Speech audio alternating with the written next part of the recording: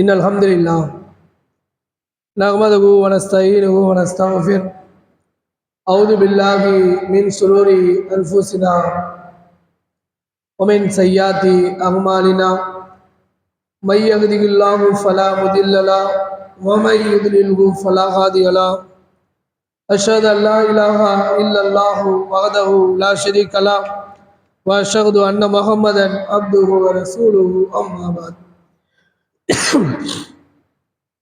فقد قال الله تعالى في القرآن الكريم وفرقان المجيد أعوذ بالله من الشيطان الرجيم بسم الله الرحمن الرحيم يا أيها الذين آمنوا اتقوا الله حق تقاته ولا تموتن إلا وأنتم مسلمون يا أيها الناس اتقوا ربكم الذي خلقكم من نفس واحدة وخلق منها زوجها وبث منهما رجالا كثيرا ونساء واتقوا الله الذي تساءلون به والأرحام إن الله كان عليكم رقيبا يا أيها الذين آمنوا اتقوا الله وقولوا قولا سديدا يصلح لكم أعمالكم يغفر لكم ذنوبكم ومن يطع الله ورسوله فقد فاز فوزا عليما எல்லாம் வல்ல அல்லாஹு ஜல்லஷானஹு தஆலாவின் நல்லடியார்களே, அவனுடைய மாபெரும் கருணையினால் நாம் எல்லாம் ஜும்மா என்னும் சிறப்புக்குரிய வணக்கத்தை வழங்கி அவனுடைய அருளை பெற வேண்டும் என்பதற்காக, மேலும் அவனது தூய்மையான மார்க்கத்தை அதன் தூய்மையான வடிவிலே அறிந்து அதன்படி நடப்பதற்காகவும் நாம் எல்லாம் இங்கு குழுமியிருக்கின்றோம். வல்ல ரஹ்மான் நமக்கு அருள் புரிய வேண்டும் என்று பிரார்த்தனை செய்தவனாக எனது உரையை நான் ஆரம்பம் செய்கின்றேன். அல்லாஹ் ரப்புல் ஆலமீன் நமக்கு இந்த பள்ளிவாசலை வணக்க வழிபாடுகளுக்காகவும் நன்மையான காரியத்திற்காகவும் நமக்கு ஏற்படுத்தி தந்திருக்கின்றார். அல்லாஹ்வுடைய தூதர் நபிகள் நாயகம் ஸல்லல்லாஹு அலைஹி வஸல்லம் அவர்கள் இறுதி தூதர். அந்த இறுதி தூதருக்கு கொடுத்த சிறப்புகளில் ஒரு சிறப்பு என்னன்னா, பூமி முழுவதும் தொழுவக்கூடிய இடமாக அல்லாஹ் ரப்புல் ஆலமீன் வழங்கியிருக்கின்றார். அப்படி இருந்தும் இந்த பள்ளிவாசலுக்கு வந்து நாம் தொழுதோம் என்று சொன்னால், பள்ளிவாசலோடு தொடர்பு வைத்து கொண்டோம் என்று சொன்னால் நமக்கு என்ன இருக்கு? அதிகமான நன்மைகள் இருக்கிறது. வீட்டில் தொழுவதை விட ஒருவர் பள்ளிவாசலுக்கு வந்து தொழுதார் என்று சொன்னால், ஒரு செய்தி எப்படி இருக்கு? நபிகள் நாயகம் ஸல்லல்லாஹு அலைஹி வஸல்லம் அவர்கள் சொன்னதாக 25 மடங்கு நன்மை. இன்னொரு தகவல் எப்படி இருக்கு? 27 மடங்கு நன்மை. அப்படி என்று நமக்கு இந்த பள்ளிவாசலில் வந்து தொழுவதற்கு இஸ்லாம் வந்து ஆர்வம் ஊட்டுகிறது. நாம் எப்படி படிப்பதற்கு பள்ளிக்கூடம், டியூஷன் சென்டர், அதே போன்று ஒரு கூடம், இப்படி என்றெல்லாம் படிப்பதற்கு பயன்படுத்தக்கூடிய அந்த வார்த்தையை இல்லாமல் பள்ளி என்பது படித்துக் கொள்வதற்காகவும் ஒழுங்குகளை பேணுவதற்காகவும் இஸ்லாத்தை பற்றி அறிந்து கொள்வதற்காகவும் இபாதத்திலே இருப்பதற்காகவும் பள்ளி கூடங்கிற அந்த பள்ளியை என்ற வார்த்தையும், வாசல் என்றால் என்ன? என்ன அது? பள்ளி வாசல். வாசல்னா நுழைவுன்னு அர்த்தம். பள்ளியில வந்து நாம் நன்மையான காரியங்கள், தொழுக, இன்னும் பிற நன்மையான காரியங்கள் எல்லாம் நாம் ஈடுபட்டோம் என்று சொன்னால் நமக்கு சொர்க்கத்துடைய வாசல் இலகுவாக இருக்கும் என்பதை விளக்கக்கூடிய வகையில் தான் பள்ளிவாசல் என்ற பெயர் இருப்பதாக நாம அறிகிறோம். இது நானா சொல்ல அல்லாஹ்வுடைய தூதர் சொன்னாங்களே, ஒரு மனிதருக்கு அல்லாஹ் நேசம் கொண்டான் என்று சொன்னால் தன்னுடைய மார்க்கத்தின் வழியை, அறிவை அவர்களுக்கு என்ன காட்டுவான்? மார்க்கத்துடைய அந்த படிப்பை, அறிவை அவருக்கு வழிகாட்டுவான், அந்த வாசலை திறந்து விடுவான் என்ற அந்த செய்தியை நாம் வந்து ஹதீஸ்ல பார்க்கணும். அப்ப பள்ளி என்று சொன்னால் படிப்பதற்கும் ஒழுங்குகளை பேணுவதற்கும் இபாதத்துகளை பேணி நடப்பதற்கும் உள்ள இடமாகவும், வாசல் என்றால் சொர்க்கத்துக்குரிய அந்த வாசல் என்பதை விளங்கக்கூடிய வகையில் தான் பள்ளிவாசல் என்ற பெயர் இருப்பதை நாம அறிந்து கொள்ள முடிகிறது. பள்ளிவாசல் என்பது அல்லாஹ்வுக்கு பிடித்த இடம். உள்ளதிலேயே எல்லா இடத்தையும் விட அல்லாஹ்வுக்கு பிடித்த இடம் பள்ளிவாசல் தான். நாம் எல்லாம் கேள்விப்பட்டிருப்போம். ஒரு அருள் தரக்கூடிய ஒரு இடத்துல அருள் தரக்கூடிய, அதாவது அல்லாஹ்வுடைய பேச்சை பேசக்கூடிய அந்த இடமாக இருந்தால் அது அருள் பாலிக்கக்கூடிய அந்த அருள் நிறைந்த இடமாக அது மாறுகிறது. அங்கே அருள் தரக்கூடிய மாணவர்கள் வந்து அமர்ந்து கொண்டு அல்லாஹ்வுடைய வார்த்தையை பேசும் பொழுது அதை கேட்டுக்கொண்டும் அவர்களிடத்திலே அமர்ந்து கொண்டும் அதற்கு பிறகு வல்லோனாக இருக்கக்கூடிய ரப்புல் ஆலமீனிடத்தில் சென்று இந்த மாதிரி இந்த அடியார்கள் உன்னை நினைவு கூர்ந்தார்கள், உன்னுடைய அருளை வேண்டினார்கள், உன்னிடத்தில் சொர்க்கத்தை கேட்கிறார்கள், நரகத்திலிருந்து பாதுகாப்பு கேட்கின்றார்கள் என்றெல்லாம் சொல்றோமே, அது எங்க? அது அல்லாஹ்வுடைய அருள் நிறைந்த இடமாக இருக்கக்கூடிய எந்த இடமாக இருந்தாலும் இப்படி வெவ்வேறு இடங்களில் அல்லாஹ்வுடைய பேச்சு பேசும் பொழுது அல்லாஹ்வுடைய அருள் தரக்கூடிய மாணவர்கள் அமர்ந்து கொள்கின்றார்கள் என்று சொன்னால், எல்லா நேரமும் பள்ளிவாசல் என்ன? குர்ஆன் ஓதுறது, 5 நேர தொழுகையை தொழுகுவது, திக்ரு செய்வது, அல்லாஹ்வுடைய பேச்சை பேசுவது, அதோடு சேர்ந்து நம்முடைய இந்த உலக ரீதியான விஷயங்களையும் சில நேரத்தில் பேசுவோம். என்ன பேசுவோம்? உடல்நிலையை விசாரிப்போம், என்ன படிக்கிறாங்கன்னு கேட்போம், என்ன தொழில்னு கேட்போம். இப்படி எல்லாம் நன்மையான விஷயத்தை தான் இந்த பள்ளியிலே பேசுவோம். அப்ப அல்லாஹ்வுக்கு பிடித்தமான இந்த பள்ளிவாசலில் நாம் இந்த மாதிரி நன்மையான காரியங்களை பேசுவதற்கு நன்மை இருப்பதாக அல்லாஹ்வுடைய தூதர் வந்து சொல்றாங்க. 27 மடங்கு என்ன நன்மை? என்ன பார்க்கிறோம்? முகப்பத்து ஏற்படுது, தொழில் ரீதியான இணக்கம் ஏற்படுகிறது, நாம விசாரித்துக் கொள்கிறோம். ஒருத்தருக்கு முடியலன்னா அல்லாஹ்ட்ட பிரார்த்தனை செய்யறோம். 5 நேர தொழுகையில நம்ம வந்து ஈடுபடும் பொழுது வெறும் தொழுகையை மட்டும் நாம் பேசல, அதே மாதிரி என்ன செய்யறோம்? ஏதாவது டீ வாங்கி சாப்பிட்டுக்கிறோம், பிஸ்கட் வாங்கி சாப்பிட்டுக்கிறோம், சில நேரத்தில் உணவுகளையும் சாப்பிட்டுக் கொள்கிறோம். இப்படி என்று இபாதத்து என்று சொன்னாலும் அங்க என்ன பண்றோம்? உலகத்துடைய விஷயங்கள் நாம் ஒருவருக்கொருவர் பரிமாறிக்கொண்டு அதன் மூலமாகவும் நன்மைகளை அடைந்து கொள்கிறோம். அப்ப பள்ளிவாசல் என்பது அல்லாஹ்வுக்கு பிடித்தமான இடம், அருள் நிறைந்த இடம், அல்லாஹ்வுக்கு பிடித்தமான இடமாக இருப்பதால், அதே போல அல்லாஹ்வுடைய அருள் நிறைந்த இடமாக இருப்பதால் இந்த பள்ளிவாசலுக்கு நாம் வந்து அமரும் பொழுது நமக்கு என்ன கிடைக்குது? ஒரு மன அமைதி ஏற்படுது. சொல்றான்ல அல்லாஹ், கவனத்தில் கொள்ளுங்க, அல்லாஹ்வை நினைவில் கூறுவதில் தான் உங்களுக்கு மன அமைதி இருக்கிறது. மனிதன் மன அமைதியை நோக்கி ஓடிக்கொண்டே இருக்கிறான். அதுக்கு அல்லாஹ் சொல்றா, நீங்க அல்லாஹ்வை நினைவு கூர்ந்தால் உங்களுக்கு மன அமைதி கிடைக்கும். கவனத்தில் கொள்க, அல்லாஹ்வை நினைவு கூர்ந்தால் உங்களுக்கு மன அமைதி கிடைக்கும் என்று அல்லாஹ் ரப்புல் ஆலமீன் தன்னுடைய திருமறையில சொல்கிறார். அப்ப இந்த பள்ளி வாசலை பற்றி உள்ள தகவல்கள்ல ஆதம் அலைஹிஸ்ஸலாம் அவர்கள் முதல்ல மக்காவை கட்டினாங்க. அதற்கு பிறகு 40 ஆண்டுகளுக்கு பிறகு மதீனாவை, மஸ்ஜிதுல் அக்ஸா என்ற அந்த ஜெருசலம் பள்ளிவாசலை கட்டினார்கள். இப்ப பிரச்சனை நடந்துகிட்டு இருக்க, அந்த இடத்தை யார் கட்டினா? ஆதம் அலைஹிஸ்ஸலாம் அவர்கள் தான் கட்டினாங்க. அதற்கு பிறகு திரும்ப கட்டினது யாரு? பிரம்மாண்டமா கட்டினது யாருன்னு கேட்டீங்கன்னா சுலைமான் அலைஹிஸ்ஸலாம் அவர்கள் கட்டினாங்க. அதே போல மக்கா வந்து பாலடைந்த நிலையில, சிதிலடைந்து போய் அந்த இடமே இல்லாத நிலையில அல்லாஹ் ரப்புல் ஆலமீன் என்ன செய்யறான்? இப்ராஹிம் அலைஹிஸ்ஸலாமுடைய குடும்பத்தை அங்கே குடியமர்த்தி, அதுக்கப்புறம் இப்ராஹிம் அலைஹிஸ்ஸலாம் அவர்களும் இஸ்மாயில் அலைஹிஸ்ஸலாம் அவர்களை வைத்து அதை நிர்மாணிக்கிறார். அந்த பள்ளிவாசலை திரும்ப கட்டுறான். திரும்பவும் அது பல நாட்கள்ல, பல ஆண்டுகளுக்கு பிறகெல்லாம் பல நேரங்களிலே அது திரும்ப திரும்ப கட்டப்படுது. அதுல நபி முகமது நபி ஸல்லல்லாஹு அலைஹி வஸல்லம் அவர்களும் அந்த பள்ளிவாசலை கட்டுறதுல ஈடுபட்டு இருக்கிறத நம்ம பார்க்கிறோம். அப்ப இந்த பள்ளிவாசல் என்பது என்ன?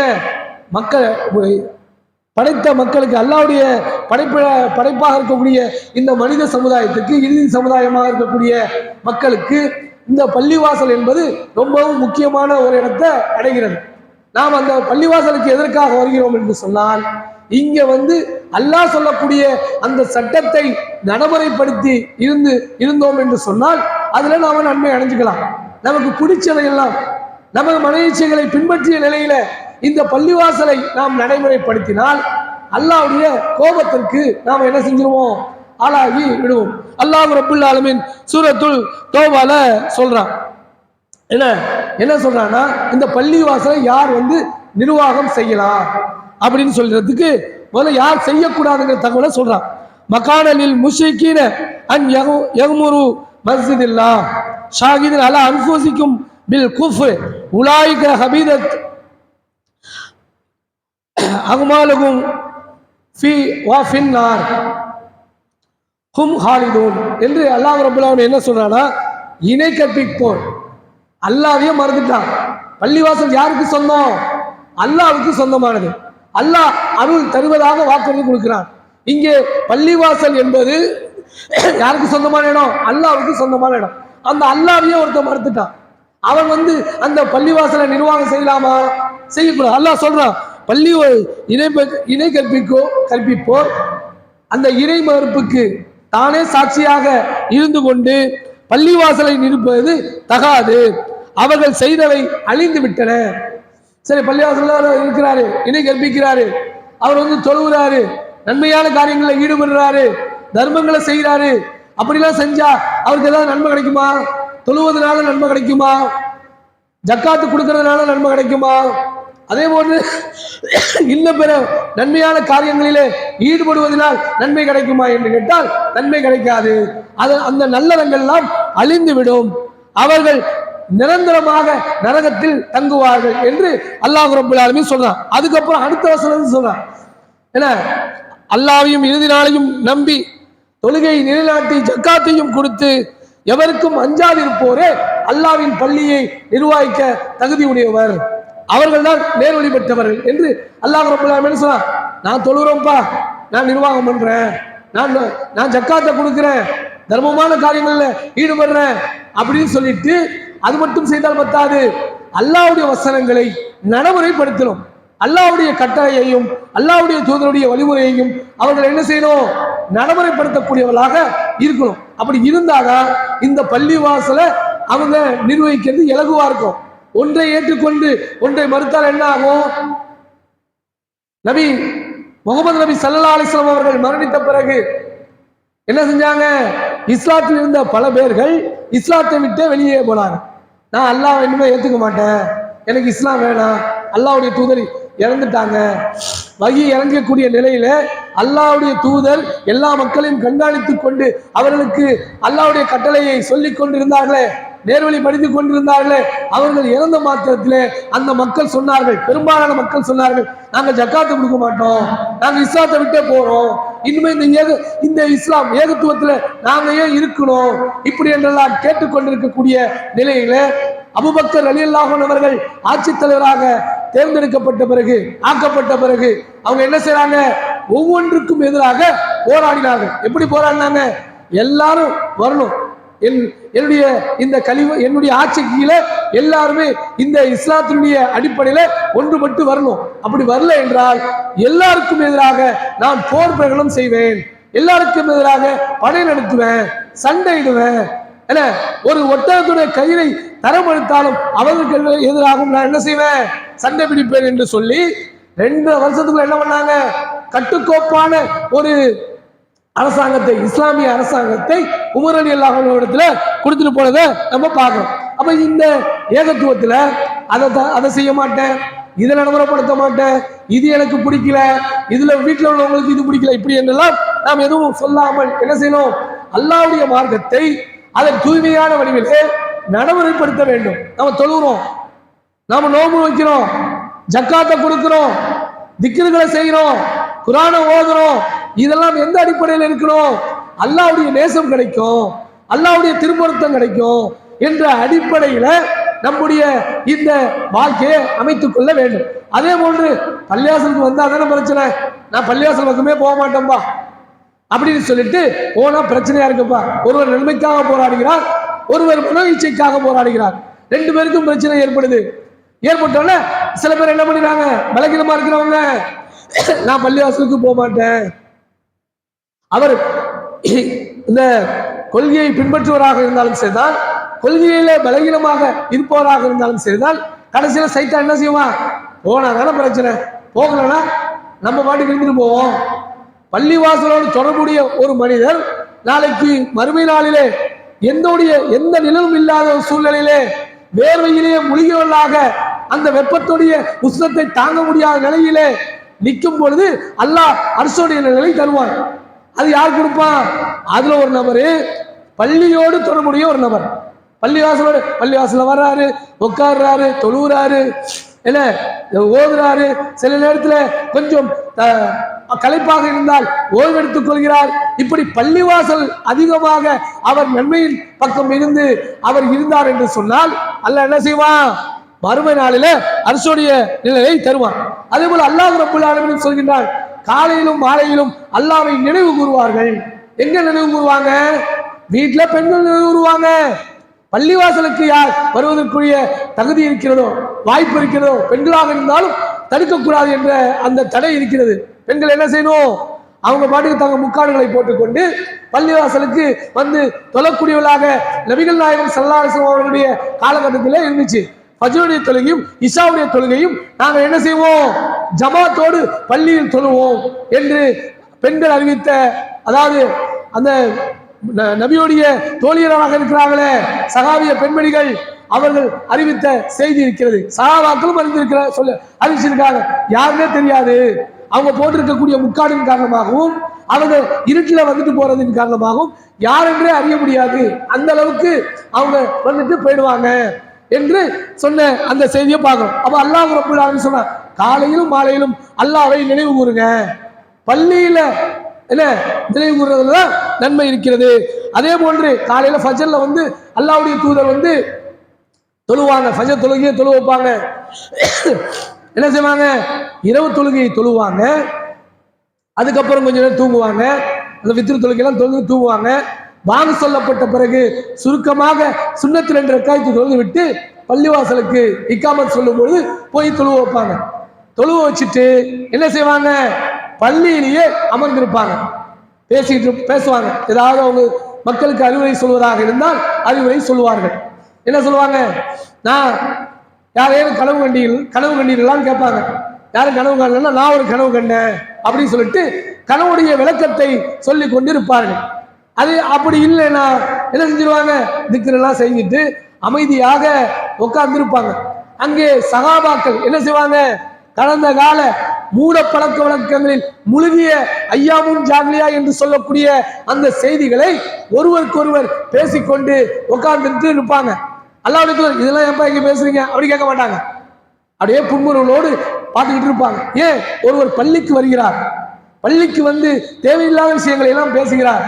தேவையில்லாத விஷயங்களோடு அவர் என்ன செய்கின்றார், அல்லாஹ்வுடைய வார்த்தையும் கேட்கின்றார், அல்லாஹ்வுடைய தூதருடைய வழிமுறையையும் என்ன செய்கிறார், கேட்க அனுப்புகிறார். கேட்டா என்ன ஆகும், உண்மையிலே சொல்லுங்க, அல்லாஹ்வை நேசிக்கக்கூடிய ஒவ்வொரு மனிதனுடைய உள்ளத்திலும் அல்லாஹ்வுடைய வார்த்தை என்று சொல்லும் பொழுது, நபியுடைய வழிமுறை என்று சொல்லும் போது நமக்கு ஆர்வம் வருகிறதா இல்லையா? இதை நம்ம நடைமுறைப்படுத்தினா நமக்கு சொர்க்கம் இலகுவாயிடும், நாம இதை நடைமுறைப்படுத்தி தான் ஆகணும் என்கின்ற அந்த ஆசை நம்முடைய உள்ளத்திலே ஒன்றன் பின் ஒன்றாக அது நுழைந்து கொண்டே இருக்கும். இன்னைக்கு பார்க்கிறோம், ஒரு சில மக்கள் என்ன பண்றாங்க, கேட்கறதோட போயிடுறாங்க, நடைமுறைப்படுத்த மாட்டாங்க. ஆனாலும் திரும்ப திரும்ப வந்து இந்த பயானை கேட்கறது எப்படி, இந்த நன்மையான காரியங்கள்ல ஈடுபடுவது எப்படி? அல்லாஹ்வுடைய தூதர் சொன்னாங்களே, சோம்பல் காரணமாக சில பேர்களுக்கு சில விஷயங்கள் இயலாது, இருந்தாலும் அவர்கள் நன்மையின் பக்கம் இருந்திருந்தார்கள் என்று சொன்னால் அவர்களுக்கு அல்லாஹ் என்ன செஞ்சுவான், தீமை இல்லாத நிலையிலே சோம்பலான நிலையில ஒரு சில நன்மைகள் மட்டும் இருந்தாலும் கூட அவர்களை அல்லாஹ் சொர்க்கத்துக்கு அனுப்பி வைத்துருவான். இந்த செய்தியெல்லாம் சில பேருக்கு தெரியுது, அதனாலதான் என்ன பண்றாங்க, வராங்க, கேட்கிறாங்க, கேட்டுக்கிட்டு ஆசை வைக்கிறாங்க. ஆனா வீட்டுக்கு போனோம்னா என்ன பண்ணிடுறாங்க, மறந்துடுறாங்க, உலக விஷயத்துல உலக அலுவல்ல ஈடுபட்டுறாங்க. அப்ப இந்த பள்ளிவாசலுக்கு வரும்போது நம்ம கொஞ்சம் கூடுதல் அக்கறையும் வைக்கிறோம். ஏன், 99 படித்தரங்கள் உள்ள சொர்க்கங்கள் இருக்கின்றன. 100 ஒரு சொர்க்கத்திலிருந்து மறு சொர்க்கத்தை எப்படி அண்ணாந்து பார்ப்பார்கள், நட்சத்திரத்தை அண்ணாந்து பார்ப்பது போல் பார்ப்பார்கள். அந்த அளவுக்கு இடைவெளி உள்ள சொர்க்கங்கள். அதுல உயர்ந்த சொர்க்கமாக இருக்கக்கூடிய ஜன்னத்துல் ஃபிர்தௌஸ் என்கின்ற சொர்க்கம் யாருக்கு கிடைக்கும், அல்லாஹ் மூமினூன் என்கின்ற அந்த அத்தியாயத்திலே பட்டியலிட்டு சொல்கின்றார். அவங்க தொழுகையை பேணுவாங்க, ஜக்காத்தை கொடுப்பாங்க, தங்களுடைய பார்வைகளை தாழ்த்திக் கொள்வாங்க, வீணானவற்றை புறக்கணிப்பார்கள், தங்களை பேணுதலாக வச்சுக்குவாங்க, என்ன இப்படின்னு சொல்லிட்டு 13 செய்திகளை சொல்லிவிட்டு சொல்றான், அவங்க தான் ஜன்னத்துல் ஃபிர்தௌஸ் என்கின்ற சொர்க்கத்துக்கு வாரிசுதாரர்கள் என்று அல்லாஹ் ரப்பல் ஆலமீன் சொல்கின்றார். அப்படிப்பட்ட ஒரு சொர்க்கம் இருக்கிறது. என்ன, அந்த சொர்க்கத்துக்கு ஆசைப்படணும். என்ன, கீழான சொர்க்கம் இருக்கிறது. அதுக்கு பிறகு அல்லாஹ் ரப்பல் ஆலமீன் நரகத்தில் போட்டு, நரகத்திலிருந்து ஒன்றன் பின் ஒன்றாக ஒவ்வொரு கூட்டமும் ஒவ்வொரு நபர்களும் வெளியாடுவார்கள். கடைசியாக ஒரு நபர் இருக்கிறாரு. அதே போல நரகத்துக்கு போயிட்டு வந்தவங்களுக்கு கழுத்துல மாட்டப்பட்டிருக்குமா, இவர் நரகத்துக்குரியவர் என்று சொல்லி, இப்படி என்ற நிலையெல்லாம் நாம பார்க்கிறோம். நாம உயர்ந்த சொர்க்கமான ஜன்னத்துல் ஃபிர்தௌஸுக்கு ஆசை வைக்கிறோம்னா நம்ம என்ன செய்யக்கூடாது, எந்த நிலையிலும் மன இச்சையை பின்பற்றுவதற்கு ஆசை வைக்கக்கூடாது. முதல்ல ஆசை வைக்கக்கூடாது, அலட்சியமா இருக்கக்கூடாது. அப்படி இருந்தோம் என்று சொன்னால் நமக்கு அப்படியே ஒன்றன் ஒன்றாக நழுவி கடைசியில நரகத்துக்கு போகக்கூடிய சூழல் கூட நமக்கு வந்து விடலாம். அப்ப அல்லாஹ்வுடைய தூதர் காலையில என்ன செஞ்சிருப்பாங்க, அந்த ஃபஜ்ருடைய தொழுகையை முடித்து விட்டு சூரியன் உதயமாகிற வரைக்கும் அங்கே அமர்ந்து கொண்டு இருப்பார்கள். என்ன, இது மாதிரி செய்திகளை சொல்லிட்டு இருப்பாங்க. கனவு பத்தி விளக்கம் சொல்லுவாங்க, வேற ஏதேனும் அறிவுரை இருந்தால் சொல்லுவார்கள். அப்படி சொல்லக்கூடிய ஒரு செய்தியில ஒரு செய்தி என்னன்னு கேட்டீங்கன்னா, யாரேனும் ஒருவர் காலையில் ஃபஜ்ரை தொழுது விட்டு 2 ஒட்டகத்தை ஓட்டி செல்ல ஆசை வைப்பாரா? ஒரு ஒட்டகத்தை, சிவப்பு நிற ஒட்டகம், 2 ஒட்டகம் ஓட்டிட்டு போகிறதுக்கு யாராவது ஆசை வைப்பாங்களா இப்படின்னு கேட்பாங்க. யாரும் ஆசைப்பட மாட்டா. நம்மளுக்கு திடீர்னு ஒரு நல்ல சொகுசான கார் கொடுத்தா வேணாம்னா சொல்லுவோம், பென்ஸ் ஆடி கார் கொடுத்தா வேணாம்னா சொல்லுவோம், வேணான்னு சொல்ல மாட்டோம். அது ஒன்று சகாபாக்கள் சொன்னாங்க, யார் தான் வேணான்னு சொல்லுவா, எல்லாம் வேணும்னு தான் சொல்லுவாங்க. அப்ப நீங்க காலையில் ஃபஜ்ர் தொழுது விட்டு ஒரு வசனத்தை, 2 வசனத்தை, 3 வசனத்தை, இப்படி ஒவ்வொரு வசனத்தை நீங்கள் மனப்பாடம் செய்துவிட்டு போனீங்கன்னு சொன்னா ஒரு ஒட்டகத்தை ஓட்டி சென்றது போல, 2 வசனம் 2 ஒட்டகத்தை ஓட்டிட்டு சென்றது போல, 3 வசனம் என்றால் 3 ஒட்டகத்தை ஓட்டிட்டு போனது போல என்று சொல்கின்ற அந்த செய்தியை நாம பார்க்கிறோம். அதே போன்று ஒரு மனிதர் பள்ளி வாசலுக்காக கிளம்புகிறார். ஃபஜ்ருடைய தொழுகை, இஷாவுடைய தொழுகை, என்று எல்லா நேர தொழுகைக்காகவும் தன்னுடைய வீட்டில் அழகான முறையிலே ஒழுவெடுத்து விட்டு அவர் என்ன செய்கிறார்? அல்லாஹ்விடத்திலே நன்மை எதிர்பார்த்தவராக என்ன செய்றார்? வீட்டிலிருந்து அடி எடுத்து வைக்கிறார். ஒவ்வொரு அடிக்கும் ஒரு பாவத்தை அல்லாஹ் மன்னிப்பதாக வாக்குறுதி தருகிறார், ஒரு நன்மையை எழுதுவதாக வாக்குறுதி தருகின்றான். அதற்கு பிறகு ஒரு தர்ஜாவும் உயர்த்தப்படும். இன்னும் அதற்கு மேலாக அவருக்கு சொர்க்கத்தில் ஒரு மாளிகை கட்டுவதற்கு உத்தரவிடப்படும். அவர் எப்ப தொடர்ந்து பள்ளிவாசலுக்கு வந்து போய்கொண்டு தொழுது கொண்டும் நன்மையான காரியங்கள் ஈடுபட்டு கொண்டிருந்தால் அவருக்கு என்ன கிடைக்கும்? ஒரு மாளிகை கட்டப்படும் என்கின்ற அந்த செய்தியை நபிகள் நாயகம் ஸல்லல்லாஹு அலைஹி வஸல்லம் அவர்கள் சொல்றாங்க. அதே போன்று இன்னொரு என்ன, 12 ரக்கத்துகள் உபரியான தொழுகை. ஒரு மனிதர் ஃபர்லு தொழுகிறாரு, முன் சுன்னத்திற்கு பின் சுன்னத்திற்கு. இது வளமையா ஒரு நாளைக்கு 12 ரக்காத்துகள் நாம் தொழுது விட்டோம் என்று சொன்னால் அவருக்கும் அல்லாஹ் என்ன செய்வானா? சொர்க்கத்துல மாளிகையை தருவானா. இன்னைக்கு பாருங்க, நம்ம வீடு கட்டுறதுக்கு பணம் இருந்தால் மட்டும் கட்டிட முடியறதில்ல. சில நேரத்தில் மண்ணு கிடைக்க மாட்டேங்குது, சில நேரத்தில் கல் கிடைக்க மாட்டேங்குது. எல்லாம் கிடைச்சா நம்ம யார்கிட்ட வேலையை கொடுத்தோமோ அவன் ஒழுங்கா வேலைக்கு வர மாட்டேங்கிறான். இப்படி அந்த வீடை கட்டுவதாக இருந்தால் எவ்வளவு சிரமப்படுகின்றோம் என்பதை வீடு கட்டுறவங்க அத்தனை பேருக்குமே எவ்வளவுதான் செல்வாக்கூடிய நபராக இருக்கும். அந்த ஒரு நேரம் என்ன ஆகும்? நாம வீடு கட்டுறதுக்கு இவ்வளவா சிரமப்படணும் அப்படின்னு நொந்து கொள்ளக்கூடிய அளவுக்கு பண நெருக்கடியோ அல்லது பொருள் கிடைக்கிறதுல நெருக்கடியோ அல்லது ஆளாடைய நெருக்கடியோ அனுபவிக்காமல் யாரும் வீடு கட்டுவது இல்லை. என்ன அதுதான் சொல்றோம், வீடு கட்டுறது ஒரு சிரமமான காரியம் என்ற அந்த வழக்கில் தான் வீடை கட்டிப்பாரு அப்படிங்கிற அந்த பழமொழி இருக்கிறது. என்ன, வீடு கட்டுவதிலே பிடிச்ச மாதிரி ஒரு நேரத்தில் அமைஞ்சிடும், பிடிக்காத மாதிரி ஒரு நேரத்தில் அமையும், சரியா வேலையை பார்க்காம போடுவாங்க. இப்படி அவ்வளவு சிரமங்களை அனுபவிக்கின்றோம். ஆனால் அல்லாஹ் ரப்பல் ஆலமீன் சொல்கின்றான், இந்த பள்ளிவாசலோடு நாம் தொடர்புடையவராக இருந்தால் நமக்கு சொர்க்கத்தில் ஒரு மாளிகை கொடுக்கப்படும். அந்த மாளிகையுடைய வர்ணனைகளை பற்றி அல்லாஹ்வுடைய தூதர் சொல்லியிருக்கிறாங்க. எப்படி சொல்லியிருக்காங்க? அந்த சொர்க்கத்துல மாளிகை எப்படி தான் இருக்கும்? அது 30 மைல் கொண்ட உயரத்தில் இருக்கும். அதோடைய நீண்ட அகலமும் அதே அளவுக்கு, அதை விட அதிகமாக உள்ள அளவுக்கு அதோடைய அந்த இடம் பெரிதாக இருக்கும். அங்கே தங்கத்தினாலும் வெள்ளியினாலும் முலா பூசப்பட்டிருக்கும். அதுல ரூம் இருக்க, அறைகள் இருக்கிறது, அது இன்னும் கணக்கில் அடங்காத அறைகள் இருக்கிறது என்பதை எல்லாம் நபிகள் நாயகம் ஸல்லல்லாஹு அலைஹி வஸல்லம் அவர்கள் அந்த சொர்க்கத்துடைய வீட்டை பற்றி, மாளிகையை பற்றி அறிவித்த அந்த அறிவிப்புகள்ல நமக்கு கிடைக்கக்கூடிய அந்த செய்தியை நம்ம பார்க்கிறோம். அதே போன்று அல்லாஹ் ரப்பல் ஆலமீன் சொல்றான், வானத்துக்கும் பூமிக்கும் இடைப்பட்ட அளவுக்கு பறந்து விரிந்திருக்கக்கூடிய அந்த சொர்க்கத்தை நோக்கி விரையுங்கள் என்று நமக்கு அல்லாஹ் ரப்பல் ஆலமீன் ஆர்வமூட்டுகின்றான். எனவே நாம் அலட்சியமாக இருக்கக்கூடாது, கொஞ்சம் ஆர்வத்தோடு அதில் அக்கறையோடு அதை எப்படி கடைபிடித்து அந்த சொர்க்கத்தை பெற்றே தீர வேண்டும் என்ற முனைப்போடு நாம் வாழ்ந்தோம் என்று சொன்னால்தான் வெற்றி பெற முடியும். என இந்த பள்ளிக்கு வர்றது முக்கியம் இல்லை, பள்ளிவாசலுக்கு வரும்பொழுது பள்ளிவாசலுடைய ஒழுங்குகளை பேணி நாளைக்கு மறுமை நாளிலே சொர்க்கத்திலே ஒரு மாளிகையை பெற்றுக்கொள்ளக்கூடிய அந்த பாக்கியத்தில் அல்லாஹ் ரப்பல் ஆலமீன் நம் அனைவரையும் ஆக்க வேண்டும் என்று கூறி எனது முதல் உரையை நான் நிறைவு செய்கின்றேன்.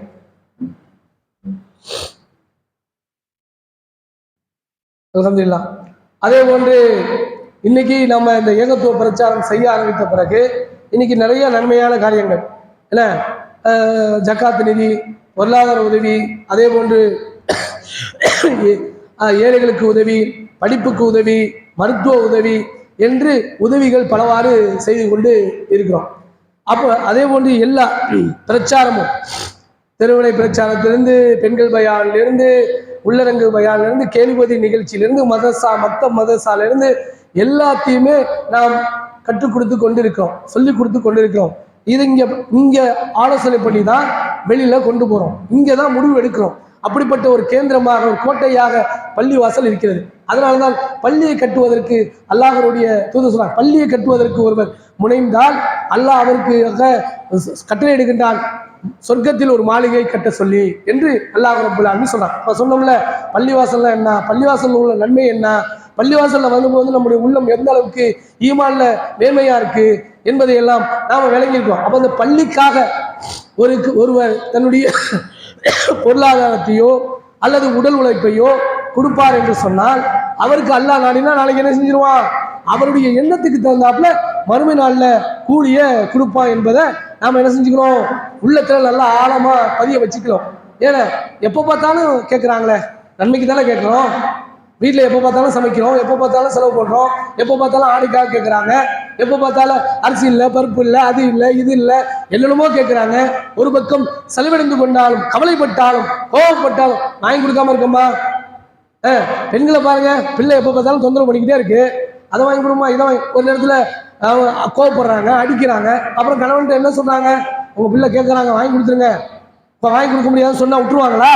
அப்ப இந்த உலக விஷயத்தை பொறுத்த வரைக்கும் தெல்ல தெளிவாக இல்ல, உள்ளத்துல உறுதியாக எவ்வளவு பிரச்சனைகள் இருந்தாலும் குடும்பத்தை சரிவர நடத்தி கொண்டே இருக்கிறோம்.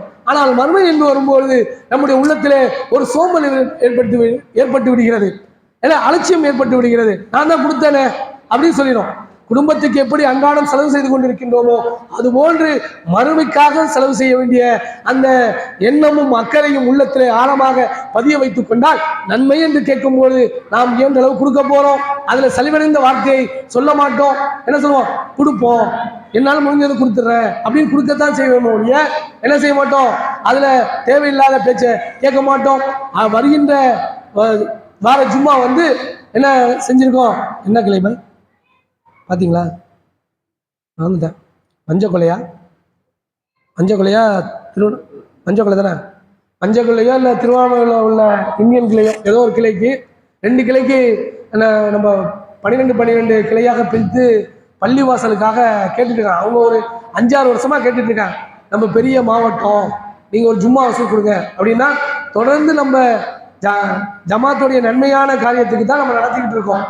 அப்போ அதில் கொடுக்க முடியல, ஒரு வழியாக மசூரா பண்ணி கிளைகளுக்கெல்லாம் அறிவிப்பு செய்து இந்த வாரத்தில் அறிவிப்பு செஞ்சு அடுத்த வாரம் ஜும்மா ஒளியும் வெளியில் நின்றோம்.